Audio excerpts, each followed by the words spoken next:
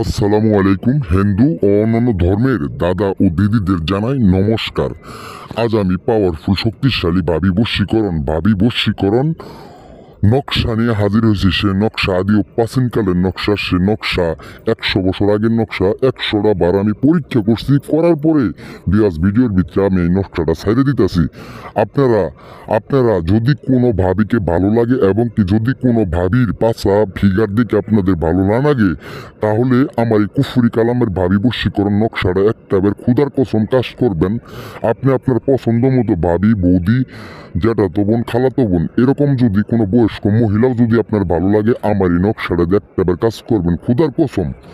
সে নারী যদি আপনার কাছে না আসে, সে নারী আপনার কাছে যদি না আসে, সে নারী একবারে পাগলা কুত্ত হইয়া, সে নারী একবার উপজ্বালা যন্ত্রণায় থাকতে পারবো না ঘরের ভিতরে।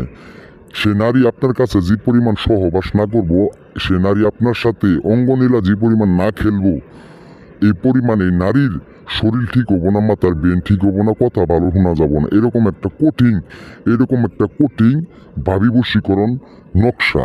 সে নকশাটা খুবই গুরুত্বপূর্ণ নকশা। সে নকশা কিতাবের নকশা।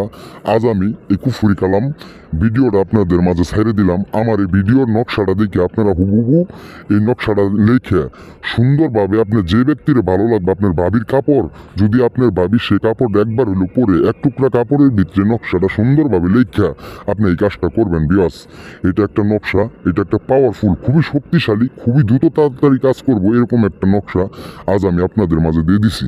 বিয়াস, আপনারা অনেক দিন যাবৎ হতাশার ভিতরে আছেন। এখন আপনার জ্যাঠাতো ভাবি হোক, চাচতো ভাবি হোক, যে কোনো ধর্মীয় ভাবি হোক, আপনার সামনে হাইটা যা আপনার মনে মানে না, আপনার কলিজা ফাইটে জায়গা, একবার আপনার দেহু ছিন্ন ভিন্ন হয়ে যা।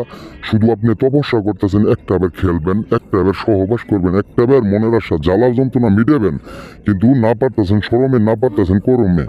এখন আর কোনো টেনশন নাই, আর কোনো কিছু করা লাগবে না। শনিবার অতএব মঙ্গলবার আমার কাছে একটা ফোন দিবেন, গোপনীয় কথাটা শুনে নিবেন।